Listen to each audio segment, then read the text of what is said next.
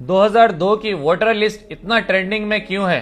क्या ये 2002 की वोटर लिस्ट ही तय करेगी कि आने वाले वोटर्स वोट कौन दे सकते हैं एलिजिबल और कौन नहीं दे सकते हैं? क्या ये 2002 की लिस्ट ही तय करेगी कि कौन इंडिया का सिटीजन है और कौन नहीं है?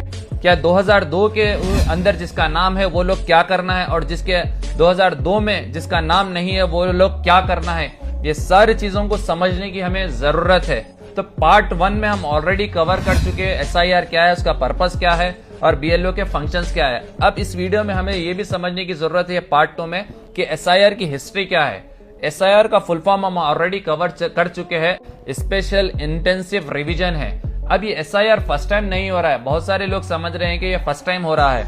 1951 से लेके 2004 तक ये 8 बार ऑलमोस्ट हो चुका है, मगर ये एसआईआर थोड़ा स्पेशल है, इसमें डिजिटलाइज्ड है और ये डायरेक्टली इनडायरेक्टली कहीं ना कहीं सिटीजनशिप पे असर डाल रही है।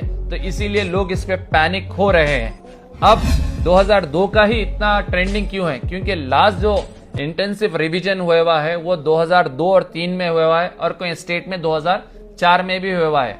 तो इसीलिए 2002 बहुत ज्यादा ट्रेंडिंग में है।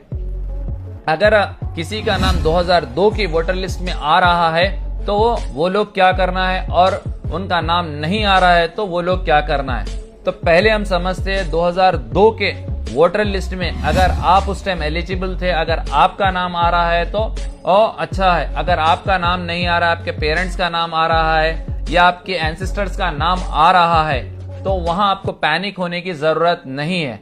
अगर आपके एंसेस्टर्स का नाम आ रहा है तो जस्ट आपको मैपिंग करवाना है। मैपिंग का मतलब क्या रहेगा? आपके नेम्स ऐड करवा लेना है और वहां आपको कोई फर्दर डॉक्यूमेंट्स देने की जरूरत नहीं है।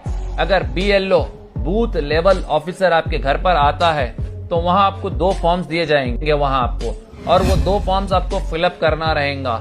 एक फॉर्म बीएलओ को रिटर्न करना रहेगा और दूसरा फॉर्म आपके पास एक्नॉलेज करके रखना रहेगा, एज ए फ्यूचर रेफरेंस के लिए प्रूफ के तौर पे रखना रहेगा।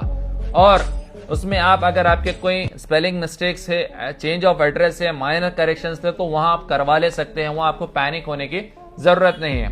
अब सेकेंड सिचुएशन ये होता है कि 2002 की वोटर लिस्ट में उस टाइम आप एलिजिबल नहीं थे, आपका भी नाम नहीं है, आपके पेरेंट्स का भी नाम नहीं है, आपके एंसेस्टर का नाम नहीं है, मगर आपके पास अब at present voter ID card है, आप पिछले इलेक्शन में भी वोट कास्ट करे, वोट डाले, तो उस सिचुएशन में क्या करना रहेगा हम आने वाले वीडियो में कवर करेंगे।